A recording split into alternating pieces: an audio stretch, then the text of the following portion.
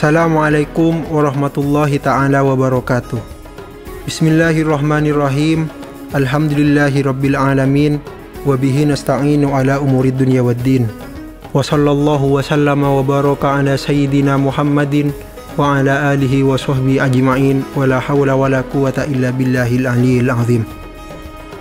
Para pemirsa kaum muslimin yang dirahmati Allah subhanahu wa ta'ala, pada pertemuan kali ini kami akan menceritakan salah seorang sahabat Rasulullah Sallallahu Alaihi Wasallam yang dikenal sebagai tokoh gerakan hidup sederhana.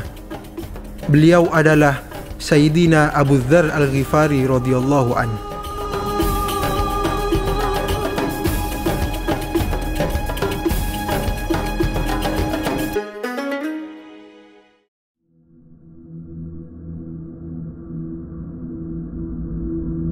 Ia datang ke Mekah terhuyung-huyung letih, tetapi matanya bersinar bahagia. Memang, sulitnya perjalanan dan panasnya udara padang pasir telah menyengat badannya dengan rasa sakit dan lelah. Tetapi, tujuan yang hendak dicapainya telah meringankan penderitaan dan meniupkan semangat serta rasa gembira dalam jiwanya.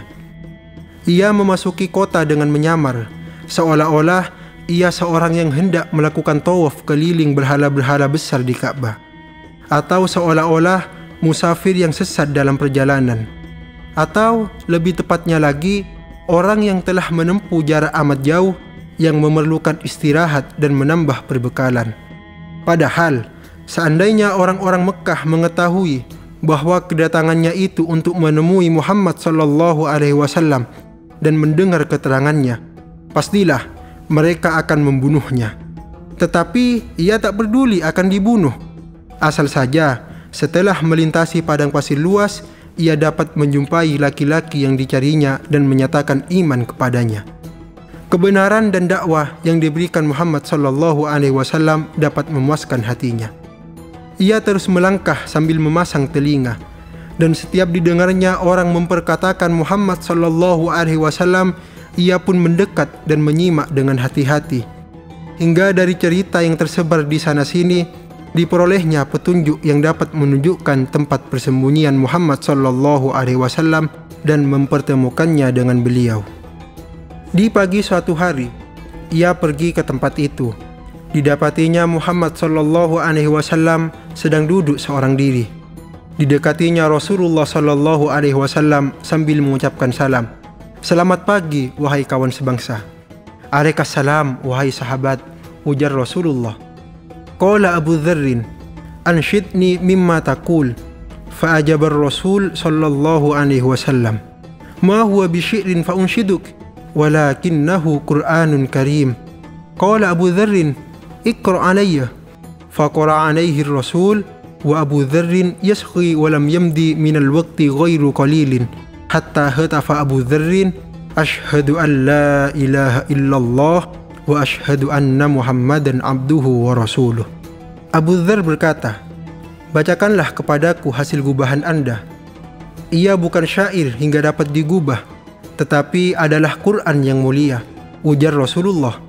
"Bacakanlah kalau begitu," kata Abu Dzar. Maka dibacakanlah oleh Rasulullah Sallallahu Alaihi Wasallam, sedang Abu Dzar mendengarkan dengan penuh perhatian. Hingga tidak berselang lama ia pun berseru, "Ashhadu an la ilaha illallah wa ashhadu anna Muhammadan abduhu wa rasuluh."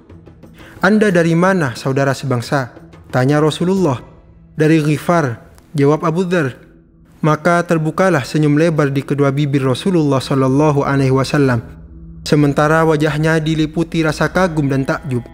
Abu Dzar tersenyum pula, karena ia mengetahui rasa terpendam di balik rasa kagum Rasulullah demi mendengar bahwa orang yang telah mengaku Islam di hadapannya secara terus terang itu seorang laki-laki dari Ghifar. Ghifar adalah suatu kabilah atau suku yang tak ada taranya dalam soal menempuh jarak. Mereka jadi tamsil perbandingan dalam melakukan perjalanan yang luar biasa. Malam yang kelam dan gelap gulita tidak menjadi soal bagi mereka. Dan celakalah orang yang kesasar atau jatuh ke tangan kaum Ghifar di waktu malam. Sekarang, dikala agama Islam yang baru saja lahir dan berjalan sembunyi-sembunyi, mungkinkah ada di antara orang-orang Ghifar itu seorang yang sengaja datang untuk masuk Islam? Berkatalah Abu Dzar dalam menceritakan sendiri kisah itu. Maka pandangan Rasulullah pun turun naik, tak putus takjub memikirkan tabiat orang-orang Ghifar. Lalu sabdanya, "Innallaha yahdi may yasha." Sesungguhnya Allah memberi petunjuk kepada siapa saja yang dikehendakinya. Benar, Allah menunjuki siapa yang Ia kehendaki. Abu Dzar salah seorang yang dikehendaki Allah beroleh petunjuk. Orang yang dipilihnya akan mendapat kebaikan. Dan memang Abu Dzar ini seorang yang tajam pengamatannya tentang kebenaran. Menurut riwayat, ia termasuk salah seorang yang menentang pemujaan berhala di zaman jahiliyah, mempunyai kepercayaan akan ketuhanan serta iman kepada Tuhan yang maha besar lagi maha pencipta. Demikianlah, baru saja ia mendengar bangkitnya seorang nabi yang mencela berhala serta pemuja-pemujanya dan menyeru kepada Allah yang Maha Esa lagi perkasa. Maka ia pun menyiapkan bekal dan segera mengayunkan langkahnya. Abu Dzar telah masuk Islam tanpa ditunda-tunda lagi. Urutannya di kalangan muslimin adalah yang kelima atau keenam. Jadi, ia telah memeluk agama itu pada hari-hari pertama, bahkan pada saat-saat pertama agama Islam, hingga keislamannya termasuk dalam barisan terdepan. Ketika ia masuk Islam, Rasulullah masih menyampaikan dakwanya secara berbisik-bisik. Dibisikkannya kepada Abu Dzar, begitupun kepada 5 orang lainnya yang telah iman kepadanya. Dan bagi Abu Dzar, tak ada yang dapat dilakukannya sekarang selain memendam keimanan itu dalam dada, lalu meninggalkan kota Mekah secara diam-diam dan kembali kepada kaumnya. Tetapi Abu Dzar yang nama aslinya Jundub bin Janadah, seorang radikal dan revolusioner, telah menjadi watak dan tabiatnya menentang kebatilan dimanapun ia berada. Dan sekarang kebatilan itu berada di hadapannya, serta disaksikannya dengan kedua matanya sendiri.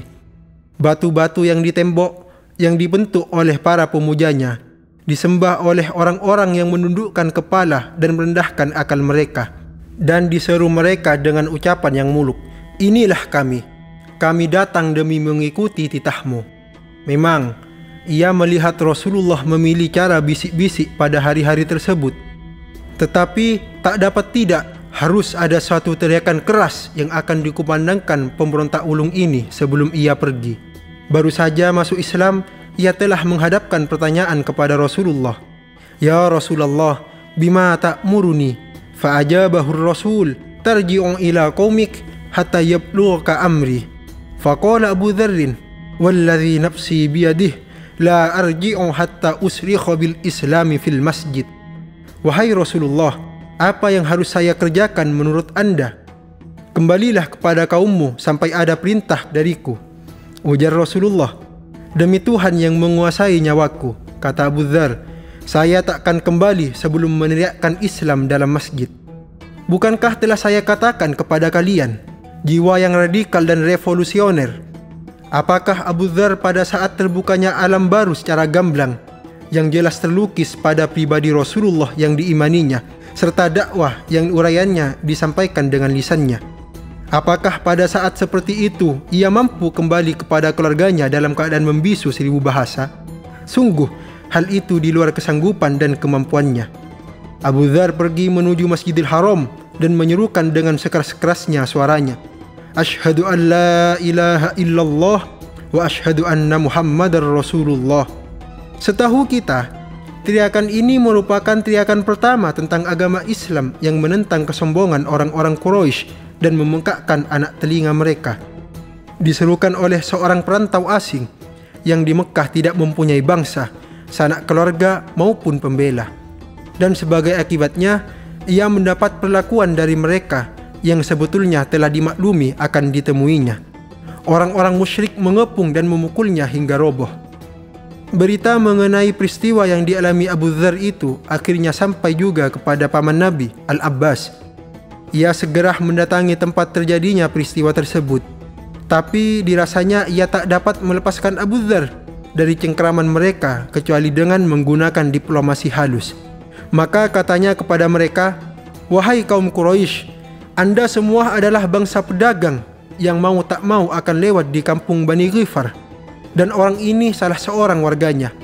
Bila ia bertindak akan dapat menghasut kaumnya untuk merampok kafilah-kafilahmu nanti. Mereka pun sama menyadari hal itu, lalu pergi meninggalkannya. Tetapi Abu Dzar yang telah mengenyam manisnya penderitaan dalam membela agama Allah, tak hendak meninggalkan Mekah sebelum berhasil beroleh tambahan dari dharma baktinya. Demikianlah pada hari berikutnya, tampak olehnya dua orang wanita sedang tawaf keliling berhala-berhala Usaf dan Nailah sambil memohon kepadanya. Abu Dzar segera berdiri menghadangnya, lalu di hadapan mereka berhala-berhala itu dihina sejadi-jadinya. Kedua wanita itu memekik berteriak, hingga orang-orang gempar dan berdatangan laksana belalang, lalu menghujani Abu Dzar dengan pukulan hingga ia tak sadarkan diri. Ketika ia siuman, maka yang disuruhnya tiada lain hanyalah bahwa tiada Tuhan yang hak diibadahi melainkan Allah, dan bahwa Muhammad itu utusan Allah. Maklumlah sudah Rasulullah SAW akan watak dan tabiat murid barunya yang ulung ini, serta keberaniannya yang menakjubkan dalam melawan kebatilan. Hanya sayang saatnya belum lagi tiba. Maka diulanginya lah perintah agar dia pulang, sampai bila telah didengarnya nanti Islam lahir secara terang-terangan, ia dapat kembali dan turut mengambil bagian dalam percaturan dan aneka peristiwanya. Abu Dzar kembali mendapatkan keluarga serta kaumnya dan menceritakan kepada mereka tentang Nabi yang baru diutus Allah, yang menyeru agar mengabdi kepada Allah yang Maha Esa dan membimbing mereka supaya berakhlak mulia. Seorang demi seorang kaumnya masuk Islam. Bahkan usahanya tidak terbatas pada kaumnya semata, tapi dilanjutkannya pada suku lain, yaitu suku Aslam. Di tengah-tengah mereka ia pancarkan cahaya Islam. Hari-hari berlalu mengikuti peredaran masa. Rasulullah telah hijrah ke Madinah dan menetap di sana bersama kaum muslimin. Pada suatu hari, satu barisan panjang yang terdiri atas para pengendara dan pejalan kaki menuju pinggiran kota, meninggalkan kepulan debu di belakang mereka. Kalau bukanlah bunyi suara takbir mereka yang gemuruh, tentulah yang melihat akan menyangka mereka itu suatu pasukan tentara musyrik yang hendak menyerang kota. Rombongan besar itu semakin dekat, lalu masuk ke dalam kota dan menunjukkan langkah mereka ke masjid Rasulullah dan tempat kediamannya. Ternyata rombongan itu tiada lain dari kabilah-kabilah Ghifar dan Aslam yang dikerahkan semuanya oleh Abu Dzar dan tanpa kecuali telah masuk Islam. Laki-laki, perempuan, orang tua, remaja, dan anak-anak. Sudah selayaknya lah Rasulullah semakin takjub dan kagum. Belum lama berselang, ia takjub ada seorang laki-laki dari Ghifar yang menyatakan keislaman di hadapannya. Sabdanya menunjukkan ketakjubannya itu, "Innallaha yahdi man yasha." Sungguh Allah memberi hidayah kepada siapa yang dikehendakinya. Maka sekarang yang datang itu adalah seluruh warga Ghifar yang menyatakan keislaman mereka. Telah beberapa tahun lamanya mereka menganut agama itu, semenjak mereka diberi hidayah Allah di tangan Abu Dzar, dan ikut pula bersama mereka suku Aslam. Raksasa garong dan komplotan syaitan telah beralih rupa menjadi raksasa kebajikan dan pendukung kebenaran. Nah, tidakkah sesungguhnya Allah memberi petunjuk kepada siapa yang dikehendakinya? Rasulullah melayangkan pandangannya kepada wajah-wajah yang berseri-seri, pandangan yang diliputi rasa haru dan cinta kasih. Sambil menoleh kepada suku Ghifar, beliau bersabda, "Ghifarun ghafarallahu laha." Suku Ghifar telah dighafar, diampuni oleh Allah. Kemudian sambil menghadap kepada suku Aslam, sabdanya pula, "Wa aslamu salamahallahu." Suku Aslam telah disalam, diterima dengan damai oleh Allah. Dan mengenai Abu Dzar, mubaligh ulung yang berjiwa bebas dan bercita-cita mulia itu, tidakkah Rasulullah akan menyampaikan ucapan istimewa kepadanya? Tidak diragukan lagi, pastilah ganjarannya tidak terhingga, serta ucapan kepadanya dipenuhi berkah. Dan tentulah pada dadanya akan tersemat bintang tertinggi. Begitupun riwayat hidupnya akan penuh dengan medali. Turunan demi turunan serta generasi demi generasi akan berlalu pergi. Tetapi manusia akan selalu mengulang-ulang apa yang disabdakan oleh Rasulullah SAW mengenai Abu Dzar ini. Ma aqallatil ghabra'u wala adhallatil khadra'u asdaqa lahjatan min Abi Dzarrin. Takkan pernah lagi dijumpai di bawah langit ini orang yang lebih benar ucapannya dari Abu Dzar. Lebih benarkah ucapannya dari Abu Dzar? Sungguh Rasulullah Shallallahu Alaihi Wasallam bagai telah membaca hari depan sahabatnya itu dan menyimpulkan kesemuanya pada kalimat tersebut. Kebenaran yang disertai keberanian, itulah prinsip hidup Abu Dzar secara keseluruhan. Benar batinnya, benar pula lahirnya. Benar akidahnya, benar pula ucapannya. Ia akan menjalani hidupnya secara benar, tidak akan melakukan kekeliruan. Dan kebenarannya itu bukanlah keutamaan yang bisu, karena bagi Abu Dzar, kebenaran yang bisu bukanlah kebenaran. Yang dikatakan benar ialah menyatakan secara terbuka dan terus terang, yakni menyatakan yang hak dan menentang yang batil, menyokong yang betul dan meniadakan yang salah. Benar, itu kecintaan penuh terhadap yang hak, mengemukakannya secara berani dan melaksanakannya secara terpuji. Dengan penglihatannya yang tajam, bagai menembus ke alam gaib yang jauh tidak terjangkau atau samudra yang tidak terselami, Rasulullah Shallallahu Alaihi Wasallam menampakkan segala kesusahan yang akan dialami oleh Abu Dzar sebagai akibat dari kebenaran dan ketegasannya. Maka selalu dipesankan kepadanya agar melatih diri dengan kesabaran dan tidak terburu nafsu.